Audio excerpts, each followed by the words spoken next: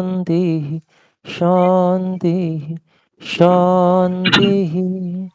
ओम शांति शांति शांति शांति शांति। ओम।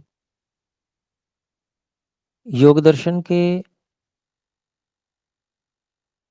द्वितीय साधन पाद के 31 सूत्रों को हम पढ़ चुके हैं।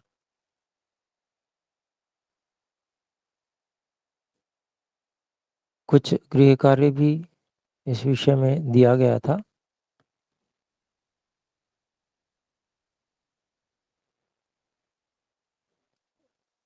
तो हम में से जिन्होंने कोई इस पे कार्य किया हो अथवा कोई शंका हो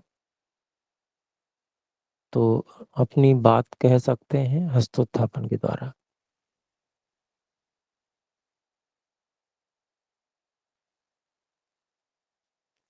ओम। जी हिमांशु जी। ओम। जी गुरु जी, ये विचार करना था कि ये जो 5 यम है, तो इसमें अहिंसा की बात हुई थी, तो बाकी यम में किसी एक को सीमित, जाति से सीमित, देश से सीमित, काल से सीमित, इसके बारे में बतानी थी। मैं सही समझ रहा हूँ गुरु जी? हाँ जी जी बिल्कुल, जी। तो इसका विचार करना था। जी जी जी, तो अपरिग्रह पे मैंने विचार किया है।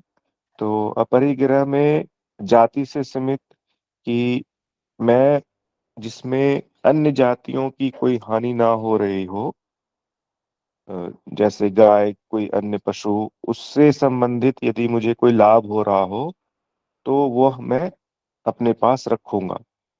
जिसमें कि मनुष्य जाति या गाय जाति किसी की हिंसा ना हो रही हो, तो ऐसी, और उससे मुझे धनोपार्जन हो रहा हो, तो मैं उसको रखूंगा।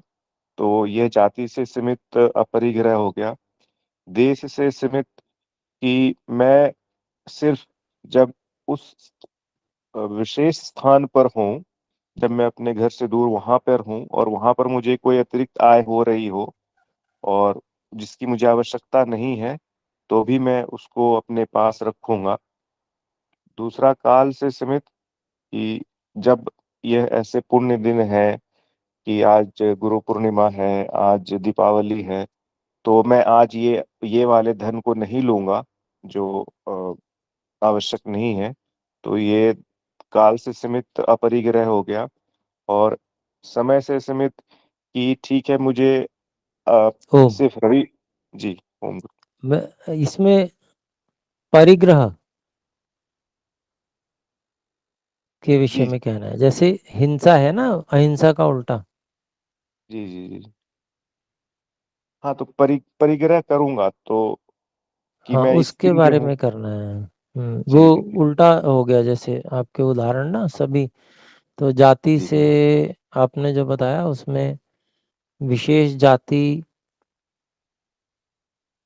को वहां पर लेना है, कुछ ना कुछ उसका परिग्रह से संबंधित उसको करना है। अब समझ पाए हो शायद। जी जी जी, स्पष्ट। जी, धन्यवाद। तो थोड़ा और विचार कीजिएगा, क्योंकि अभी वैसे उदाहरण जैसा हिंसा का हो रहा है ना, जैसे हिंसा का उदाहरण बन के बिल्कुल स्पष्ट हो रहा है, ऐसा अभी स्पष्ट नहीं है उसमें किसी भी उदाहरण में। जी जी और थोड़ा सा और विचार की अपेक्षा है। तो कोई नहीं, अगली बार भी कर सकते हैं, जो ध्यान में और विचार करके फिर बता दीजिएगा। जी गुरु जी। ओम। चलिए, और आप में से किसी ने ऐसा कोई विचार किसी विषय पे नहीं किया है तो कीजिए, क्योंकि खाली ये सूत्र से आगे बढ़ते जाने में विशेष सार्थकता नहीं होगी, बल्कि कुछ ना कुछ हमें चिंतन करना चाहिए। ये विषय ऐसा है कि बहुत विशेष है। यम का अनेक ऋषि हैं, महर्षि मनु भी कहते हैं कि अन्य नियमों का एक बार को कभी पालन ना हो सके तो इतनी बड़ी बात नहीं है, जितना यमों का पालन बिल्कुल सर्वथा सर्वदा चाहिए ही चाहिए हर हाल में। तो ये विषय है अपने आप में चिंतन का कि क्या संभावनाएं हो सकती हैं। जब हम पहले से संभावनाओं पे विचार किए हुए होते हैं तो काफ़ी कुछ वहाँ पर कभी ऐसी परिस्थिति आती है तो हम सावधान हो जाते हैं। नहीं तो घटना घटने के बाद फिर कोई टोकता है तब जाके फिर ध्यान आता है, या हो सकता है तब भी ध्यान ना आए। कोई जरूरी नहीं है कोई टोके, तो वो त्रुटि जो है वो चलती रहती है जीवन में। और सभी यम नियमों का जो मूल है वह अहिंसा है, अन्याय पूर्वक दुख न देना।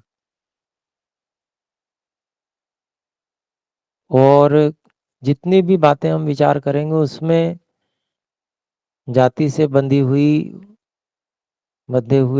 सत्य, जाति से बंधे हुए जो अस्तेय है, ब्रह्मचर्य है और अपरिग्रह है, इनका उल्टा हम कर दें तो जाति से बंधा हुआ झूठ, मतलब झूठ की छूट, कि एक जाति को छोड़कर बाकी सबसे मैं झूठ बोल सकता हूँ, जैसे मुसलमान करते हैं।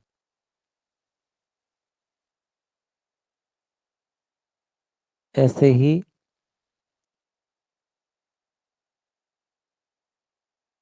चोरी करना, ये भी मुसलमानों पे फिट होता है कि अपनों में चोरी नहीं करेंगे, बाकी सबको धोखा देंगे, चोरी करेंगे, बाकी सबकी संपत्ति पे नजर है। गंदी नजर है तो मतलब अस्तेय नहीं हुआ, अस्तेय हो गया, तो वो जाति से बंधा हुआ हो गया, समुदाय विशेष से बंधा हुआ कह ले।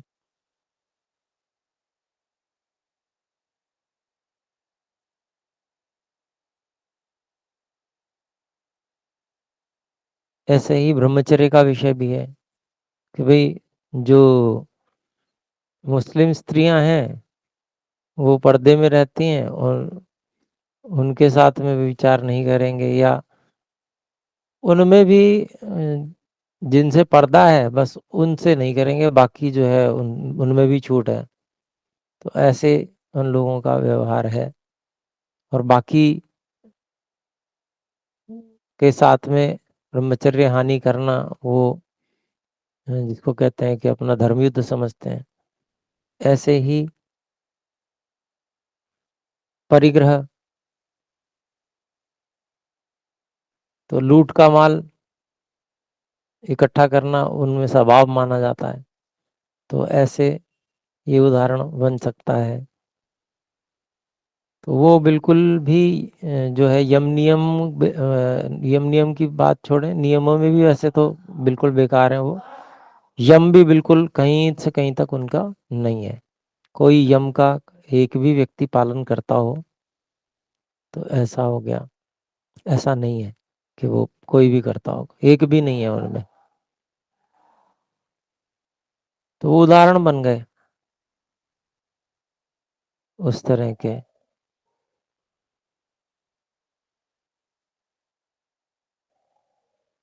तो इसी तरह के कुछ उदाहरणों को विचार करना है कि क्या हो सकता है, कौन हो सकता है, कैसे, उस विषय पे।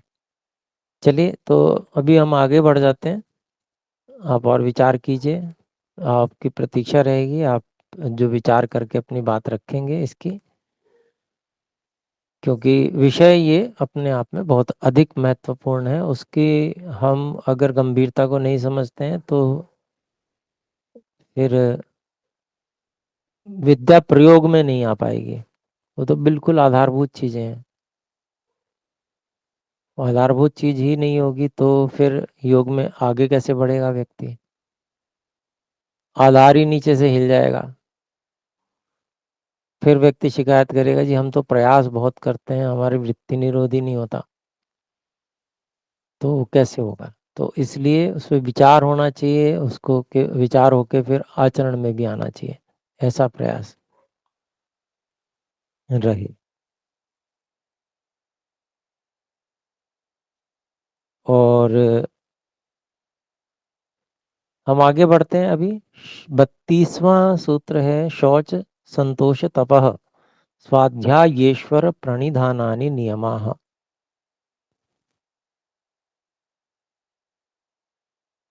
तो यहाँ पर 5 नियमों को महर्षि पतंजलि जी ने गिनाया है।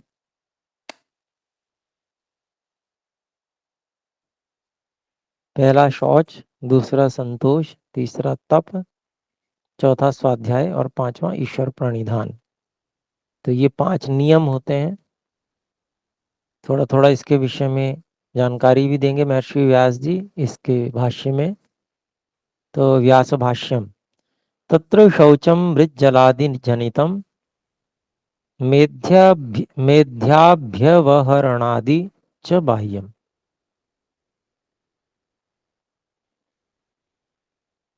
तो शौच को 2 विभागों में व्यक्त किया है। पहला बाह्य शौच। तो बाह्य शौच के अंतर्गत क्या क्या बता रहे हैं ऋषि व्यास जी। तत्र शौचम, इन नियमों में से जो प्रथम शौच है उसमें बाह्य शौच क्या है कि मृत जलादि जनितम, मिट्टी और जल आदि से जो शुद्धि की जाती है,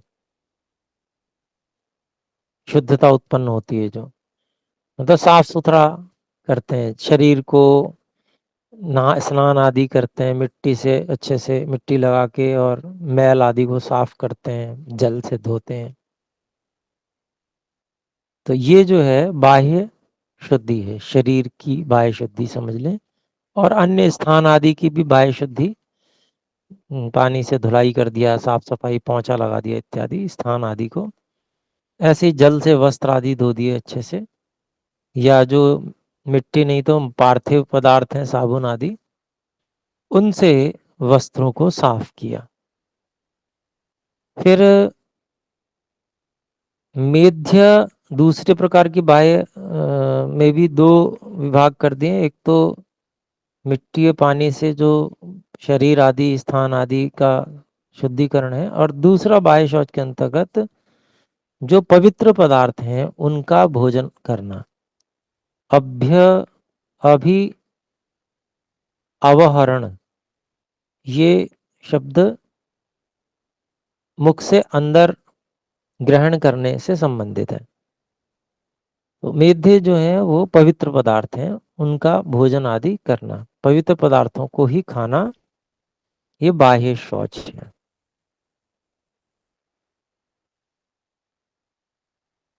तो ये हमारा नियम के अंतर्गत है, ये हमारे शास्त्रों में है कि हमको शुद्ध पवित्र ही खाना है। तो ये हमारा मौलिक अधिकार है, जो हमारे शास्त्रों में कहा गया है, जिसका हमें अनुपालन करना ही करना है। वो जो सनातन समुदाय है उसका मौलिक अधिकार है। उस मौलिक अधिकार से चाहे कोई संसार की कोर्ट हो, सुप्रीम कोर्ट हो, चाहे कोई हो, हमें उससे नहीं हटा सकती।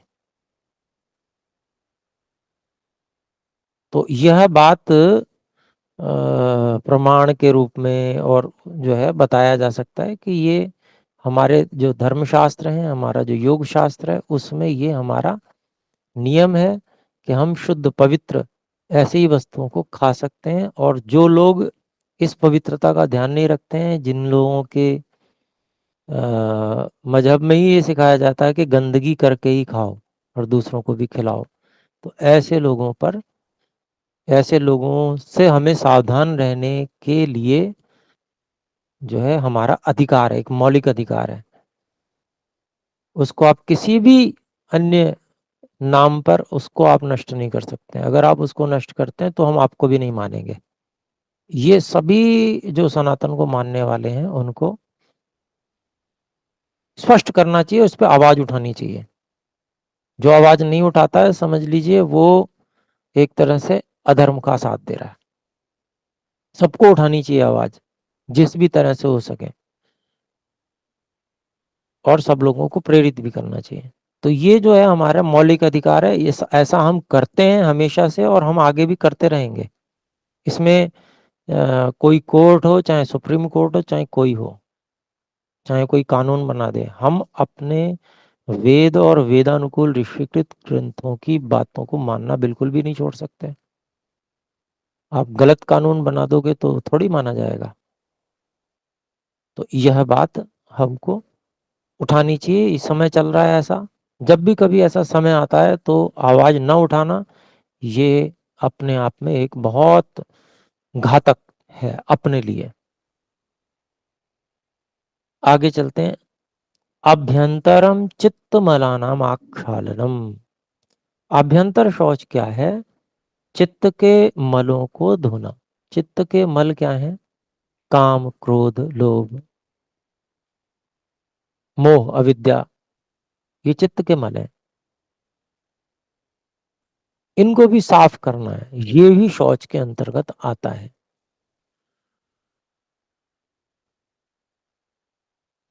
अन्याय। अन्याय अगर हम मन में करने की इच्छा करते हैं और अन्याय का विरोध नहीं करते हैं, वो भी अशुद्धि है चित्त की, उसको साफ करना चाहिए। अन्याय को सहन करना, ये भी अशुद्धि है चित्त की।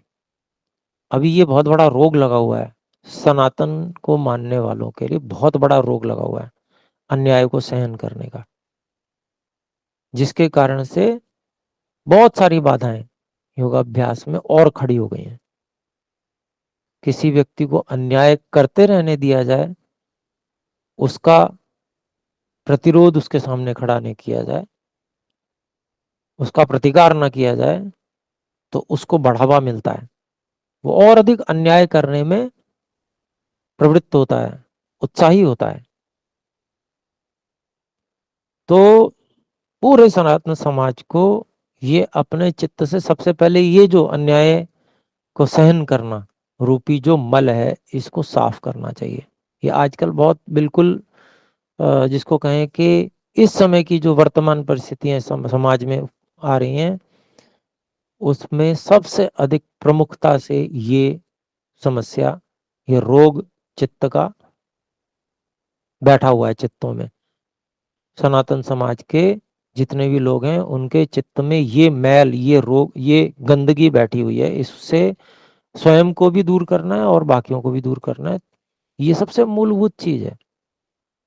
अन्य चीजों को साफ सफाई करना वो भी आवश्यक है, परंतु बिल्कुल जो मूलभूत चीज है उसको चित्त में से साफ करना, जिससे कि जीवन ही, योगाभ्यास ही, जीवन शैली ही प्रभावित होती है। हम दूसरे प्रकार से जीवन जीने के लिए विवश होते हैं।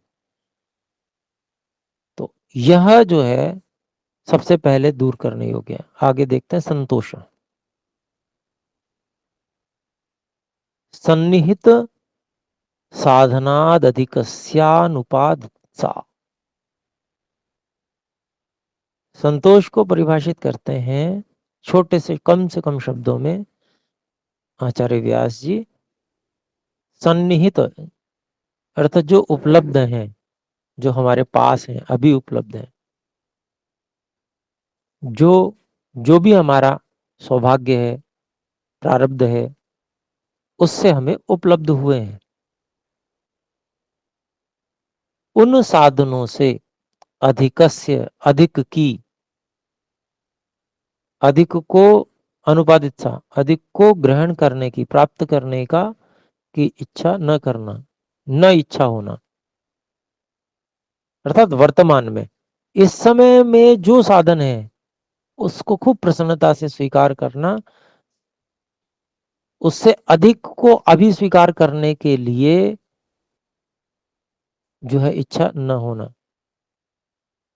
वर्तमान में स्वीकार अधिक करने के लिए जो इच्छा करते हैं व्यक्ति, वे लोग जो उपलब्ध साधन है उनसे सुख नहीं उठा पाते, अर्थात उनसे संतुष्ट नहीं रह पाते, उन उनसे दुखी रहते हैं कि क्या मिल गया है वर्तमान में, बेकार है, ये नहीं चाहिए, ये भी नहीं होता तो अच्छा होता, ऐसी सब बातें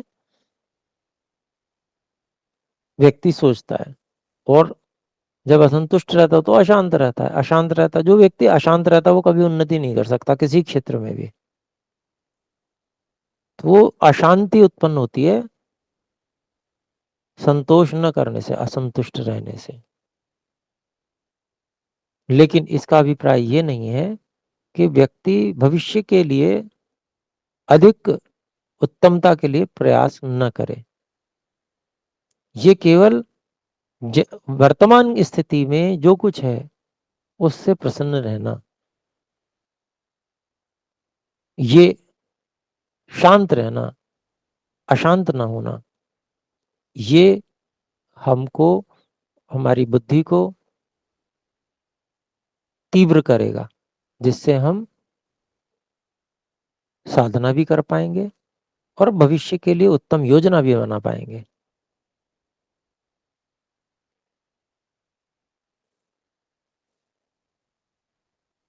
तात्विक विवेचन तो ठीक है, लेकिन तृष्णा के रूप में जब वो चीज आ जाती है तो वहां से अशांति और दुख उत्पन्न होता है। तात्विक विवेचन क्या है कि ये स्थिति थोड़ी सी कम है, इससे अधिक के लिए आगे भविष्य में हम प्रयास करेंगे, उसकी योजना बनाएंगे। वो पुरुषार्थ के अंतर्गत आता है। अप्राप्त की प्राप्ति, जो व्यवहार भानु में महर्षि दयानंद सरस्वती जी ने बताया हुआ है, 4 प्रकार के पुरुषार्थ हैं। अप्राप्त की प्राप्ति, प्राप्त की रक्षा और रक्षित की वृद्धि, और जो बढ़ाए हुए का उपयोग परोपकार के और उत्तम कार्यों में करना। ये 4 पुरुषार्थ थोड़ी अलग भाषा में बताए हैं, धर्म अर्थ काम मोक्ष भी है, लेकिन इनको थोड़ा सा अलग शब्दों में वर्णित किया है। तो वह भी करना है, लेकिन वो तभी हो सकता है जब व्यक्ति वर्तमान में जो कुछ प्राप्त है उसको पर्याप्त समझते हुए संतुष्ट रहे। फिर आगे अगली बात, तप तपो द्वंद्व सहनम। तप को परिभाषित किया कि तप क्या है, द्वंद्वों को सहन करना ही तप है। फिर द्वंद्व क्या है, द्वंद्व उसको आगे बताते हैं। द्वंद्वे द्वंद्वम च जिगित जिघत्सा पिपासे शीतोष्णे द्वंद्वे च। अच्छा, द्वंद्वे मतलब द्विवचन कर रहे हैं कि भाई क्या क्या है। तो जिघत्सा पिपासे शीतोष्णे स्थानासने काष्ठ मौनाकार मौने च। तो साधना के लिए, योगाभ्यास के लिए, ध्यानावस्थित होने के लिए, ध्यान में सफलता के लिए, सूक्ष्म पदार्थों के साक्षात्कार के लिए भूख प्यास को सहन करना, गर्मी सर्दी को भी सहन करना, शीतोष्ण, जिगत्सा पिपासे, भूख प्यास, ऐसे ही सर्दी गर्मी शीतोष्ण, स्थान आसने, खड़े रहना बैठा रहना कहीं हमको पड़ता है तब भी हम योगाभ्यास को नहीं छोड़ेंगे, ध्यान को नहीं छोड़ेंगे, अच्छे कार्यों को नहीं छोड़ेंगे, उत्तम कार्यों को, परोपकार के कार्यों को नहीं छोड़ेंगे। फिर काष्ठ मौन आकार मौन है। तो मौन के प्रकार हैं, ये 2 प्रकार का मौन है, काष्ठ मौन और आकर मौन। काष्ठ मौन ऐसा हुआ कि जो बिल्कुल संकेत भी नहीं किया जाएगा,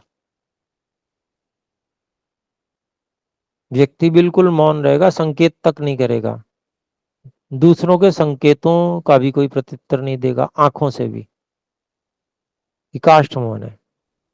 फिर आकार मौन होता है, उसमें कोई आवश्यक कार्य होता है तो उसके लिए व्यक्ति संकेत से बता देता है, शेष समय में मौन रह के बिल्कुल अभ्यास करता है। तत्व ज्ञान के अभ्यास के लिए मौन किए जाते हैं, अंदर ही अंदर तत्व ज्ञान का अभ्यास करना होता है, उसके लिए इसकी आवश्यकता पड़ती है। क्योंकि हर समय व्यक्ति व्यवहार में ही प्रवृत्त रहे तो उसको समय कैसे मिलेगा कि वो तत्व ज्ञान का अभ्यास कर पाए, इसलिए कुछ समय मौन भी किया जाता है। तो ये 2 प्रकार के मौन है, ये भी द्वंद्वों के अंतर्गत, ये भी सहन करना पड़ता है, बहुत रोकना पड़ता है अपने आप को, इसलिए द्वंद्व है। द्वंद्व मतलब जो जोड़े से हों और जिसमें हमको सहन भी करना पड़े। है ना। तो द्वंद्व सहन सहनम, उनको सहन करना पड़े, मतलब जो स्वाभाविक रूप से नहीं है, सहन करना पड़ रहा है, वे द्वंद्व कहे जा रहे हैं यहाँ पर। और उनको सहन करके हम तप करते हैं, और तप का विधान है, जैसे कि जो सबसे पहला सूत्र है उसी में आया, तपस्वाध्याय ईश्वर प्रणिधानानि क्रिया योगा। तो ये तप के विषय में बताया। फिर आगे कहते हैं, व्रतानि चैषाम यथा योगम कृच्छ चांद्रायण सांतपनादीनी। तो ये भी तप के अंतर्गत हैं कि कुछ व्रत करना, कोई संकल्प विशेष लेकर और उसका अभ्यास करना। वो कई प्रकार के व्रत हैं, इनमें जो व्रत हैं वो कौन से हैं, यथा योगम, अपने अपने अनुसार जैसी जिसको आवश्यकता हो वैसे वो व्रत कर सकता है। उसमें कृच्छ कोई व्रत होता है, कोई चांद्रायण व्रत होता है, कोई सांतपन नाम का व्रत होता है। तो इसमें कुछ जैसे कहते हैं पैकेज टाइप के व्रतों के बना दिए हैं ऋषियों ने, कि व्यक्ति को अगर इस प्रकार की योग्यता और सामर्थ्य की वृद्धि करनी है तो ये वाला व्रत करे। तो उसमें विधि विधान है किस तरह से करेगा व्यक्ति। जैसे ब्रह्मचर्य हानि होने पर गदर्भ यज्ञ नाम का कोई व्रत होता है, उसको किया जाता है। उसमें बताया गया कि कैसे होता है वो। उसमें जैसे गधा बहुत मेहनत करता है, शरीर से खूब मेहनत करेगा व्यक्ति, और खाएगा क्या, बिल्कुल रूखा सूखा, जो भी भोजन होगा रूखा सूखा खाएगा केवल। तो ऐसा व्रत करने से फिर उसको प्रेरणा रहेगी कि उसको ब्रह्मचर्य पालन करना है, ब्रह्मचर्य की हानि नहीं करनी है। तो ऐसा मैंने एक उदाहरण दिया। यहाँ पर कृच्छ चांद्रायण और सांतपन आदि का की बात कही गई है। तो ये इनके विषय में हम और खोज कर सकते हैं, किस किस प्रकार के ये व्रत हैं। ये भी तप के अंतर्गत है। फिर अगली बात कही, स्वाध्यायो मोक्ष शास्त्राणाम अध्ययनम प्रणव जपो वा। स्वाध्याय क्या है, तो कहते हैं मोक्ष शास्त्रों का अध्ययन। अखबार पढ़ना स्वाध्याय नहीं है। लोग अखबार पढ़ के ही कहते हैं आज हमने स्वाध्याय किया, तो ये तो बिल्कुल हास्यास्पद बात है। मोक्ष शास्त्रों का अध्ययन करना और प्रणव जो ओम है उसका जप करना, यह स्वाध्याय के अंतर्गत आता है। और इसी के अंतर्गत अपना अध्ययन करना, यानी कि वास्तव में मैं क्या हूँ, उसको भी, वो भी मोक्ष शास्त्रों के द्वारा ही व्यक्ति कर सकता है। मोक्ष शास्त्र जैसा बताएंगे उस निर्देश के अनुसार व्यक्ति आत्मचिंतन कर सकता है। फिर अगला है ईश्वर प्रणिधानम तस्मिन परम गुरौ सर्वकर्माणाम सर्वकर्मार्पणम। तो ईश्वर प्रणिधान को बताया उस परम गुरु परमात्मा के समक्ष या में, परम गुरु परमात्मा में सभी कर्मों को अर्पण कर देना, अर्थात ईश्वर के निर्देश को देखते हुए, अर्थात ईश्वर को ही मानते हुए सर्वत्र उसके समक्ष ही सब कर्मों को करना। ईश्वर मुझे देख सुन और जान रहे हैं, मैं जो भी कर रहा हूँ वो जान रहे हैं। तो ये जब हम जानते हैं, और वो न्यायाधीश हैं, न्याय करने वाले हैं, ये जानते हैं, तो हम उस समय ईश्वर प्रणिधान से युक्त होके रहते हैं। तो ये इसमें एक श्लोक भी है, शय्यासनस्थोऽथ पथिव्रजन् वा स्वस्थः परीक्षीण वितर्कजालः संसारबीजक्षयमीक्षमाणः स्यान्नित्ययुक्तोऽमृतभोगभागी। तो ये ईश्वर प्रणिधान का जो है, जो व्यक्ति अनुष्ठान करता है, जो योगाभ्यास अनुष्ठान करता है, उसको क्या मिलता है उसके बारे में बताया कि चाहे वो शैया पर स्थित हो, शय्यासनस्थः अथ पथिव्रजन, या रास्ते में चल रहा हो, जो ईश्वर प्रणिधान का पालन करने वाला ऐसा योगी है वह स्वस्थ, वो आत्मस्थित रहता है। परीक्षण वितर्क जाल, तो जिसके वितर्क के जो वितर्क रूपी जाल है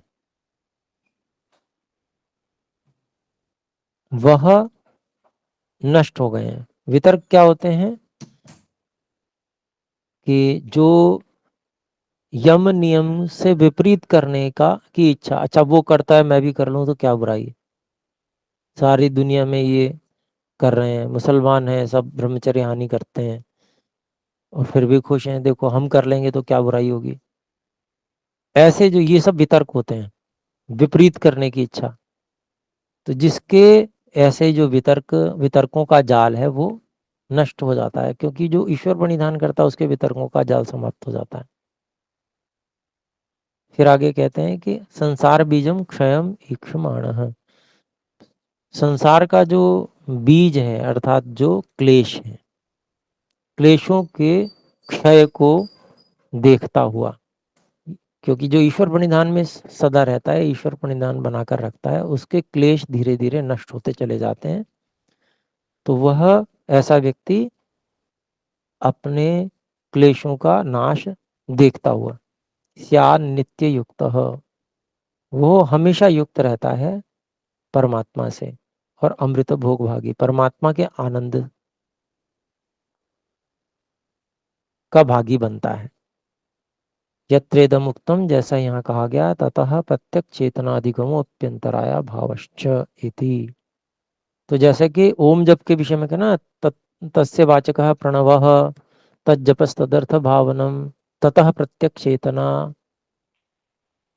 अधिगमः अपि अंतराया भावश्च। तो वो ही प्रणव जप को माध्यम बनाया है ईश्वर समर्पण का। तो हमेशा ओम का जप हम अंदर करते रहें और ईश्वर को समर्पित रहें, क्योंकि वो याद दिलाता रहता है कि ईश्वर सर्वत्र है, ईश्वर मुझे देख सुन और जान रहे हैं। तो उससे क्या होगा, प्रत्येक चेतनाधिगम हो, अंतरात्मा का साक्षात्कार होगा, परमात्मा का और अपना साक्षात्कार होगा और सभी बाधाओं का भी अभाव हो जाएगा। तो ये जो परिणाम है ईश्वर प्रणिधान का बताया गया है, बहुत अधिक महत्व है ईश्वर प्रणिधान का, ये यहाँ पर स्पष्ट रूप से हमें बताया गया। तो इन विषयों पे भी चिंतन करें। और अभी समय अधिक हुआ तो आइए विराम करते हैं, सभी मिलकर एक बार ओम का उच्चारण करेंगे।